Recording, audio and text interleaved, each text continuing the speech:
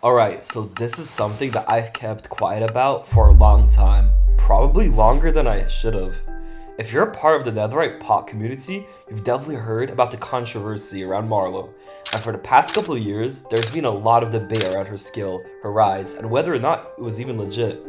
I want to make it clear this isn't some random accusation or drama farming. This is something I've personally experienced, watched unfold over time, and stayed silent on until now. So I'm going to walk you through everything from the beginning in 2023 all the way to up what's happened recently, because once you see the full timeline, it paints a very different picture. Chapter 1, the beginning. Let's go all the way back to 2023. This is when Marlow first hit low tier 2 in Nethpot, and now it may seem obvious that she was cheating, but even back then, me and my friend group already had suspicions. We believed Marlow was cheating. Now, we didn't go public with it, we kept it to ourselves, but we had our reasons. For example, there was a fight against my friend Blades at MCPvP on her own server where things just didn't add up, and the biggest red flag was this. Whenever she played on EU, off her own server, her level dropped to around tier 4 skill. That difference was way too noticeable, especially for someone as good as her. At the same time, Marlow was building a narrative around herself.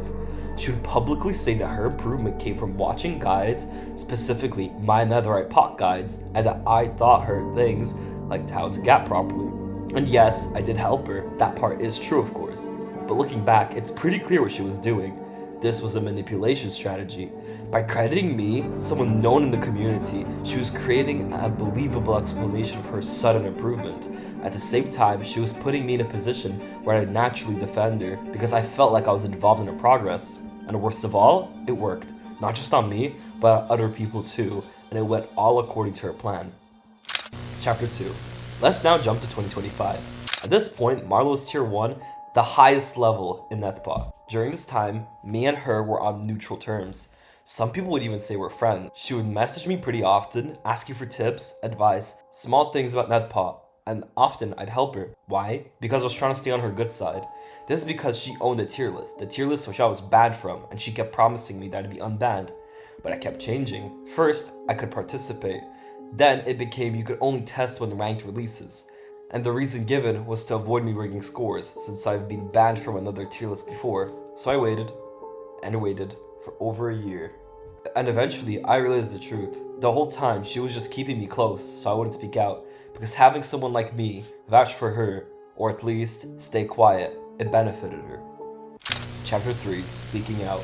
Eventually, I got tired of it. I was bored of staying quiet, and I knew what I had seen. So one day, in a high tier 3 Discord, I said it straight up. I believed that Marlow and Kyle's were cheating. That was the first time I said it publicly, and the reaction? Immediate. Within a week, Marlow unfriended me everywhere. Discord, MCPvP, everything. And there's something important to understand that I'm not a random player. I'm known in this community. I've been considered as one of the best Nethpot players, and I still have influence. People listen to what I say, and for a good reason. And looking back, it's obvious that Marlow wanted to control, and she did it successfully. She wanted people with power on her side.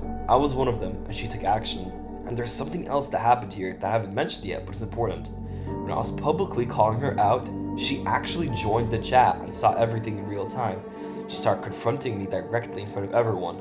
But what happened after is what really matters. Later, that same night, about 45 minutes after that whole situation, she created a group chat with me. And in that chat, the tone completely changed.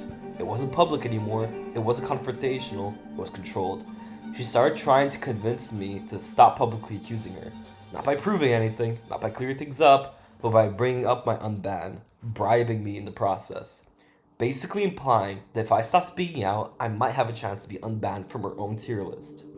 And then shortly after, that group chat was deleted. Just like that, to me, that moment said everything. It wasn't about the truth, it was about control. Once again, trying to manage what I say, what I do, and how I'm perceived, the same way she had been doing the entire time. Chapter 4, the dream situation. Now this is where things get even weirder. I was in a private tier 2 Discord server talking about how Dream might be cheating in his newer videos. It wasn't that serious of a conversation. Someone joked that I should make a video on it, and I said jokingly, easy views. Less than an hour later, I get a message from Xicz. Keep in mind, Xicz wasn't even in the Discord, but Marlow was. Kailas calls me and basically tells me I can't make a video about Dream because Marlow has been planning to do something about it. That alone felt strange, but to me, it confirmed something.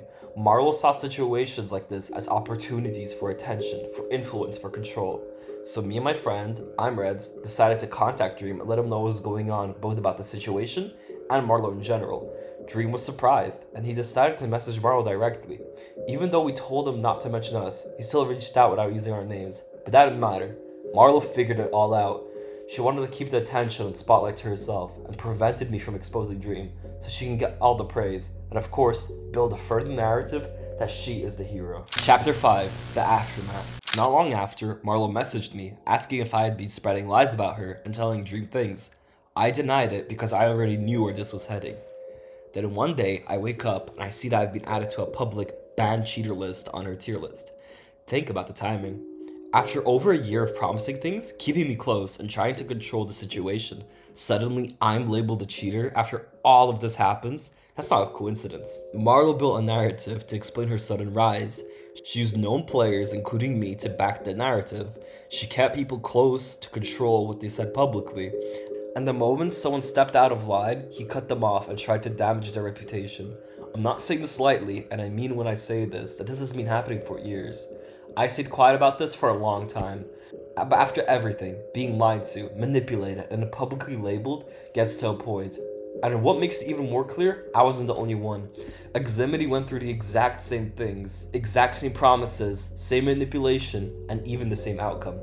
I have screenshots for all of this. At the end of the day, it is about cheating. It's about control, influence, and the way that people can manipulate community from behind the scenes. And now, at least from my side, everything is finally in the open.